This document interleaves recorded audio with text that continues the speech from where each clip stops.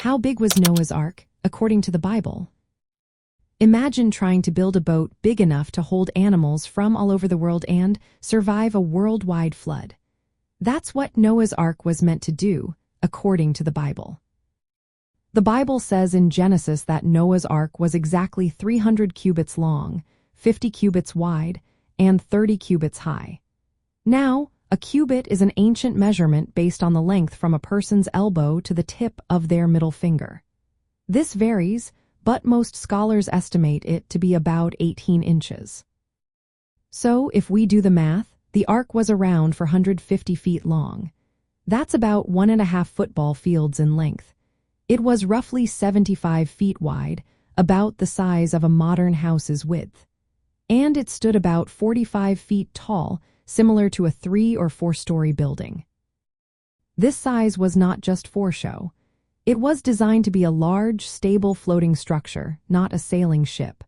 The goal was to keep Noah, his family, and all the animals safe during the flood. The ark had 3 decks, each about the height of the temple in Jerusalem. These decks were divided into sections, which helped organize the animals and supplies. The ark was made from gopher wood, a term that's unique in the Bible. We don't know exactly what kind of wood that was, but it was strong enough to hold up during the flood. It had a door on the side and a tsohar, which might have been a window or skylight to let light inside. Looking at these measurements helps us understand the scale of the story. It shows how detailed God's instructions were and how Noah followed them precisely. The size of the ark also helps us picture the massive effort it took to build it. It was a huge project, but it was part of God's plan to save life on earth.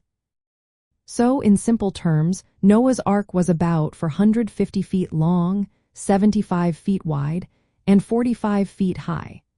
That's a big boat built to carry out a big mission, and its size reminds us of the importance of obedience and trust in God's plans.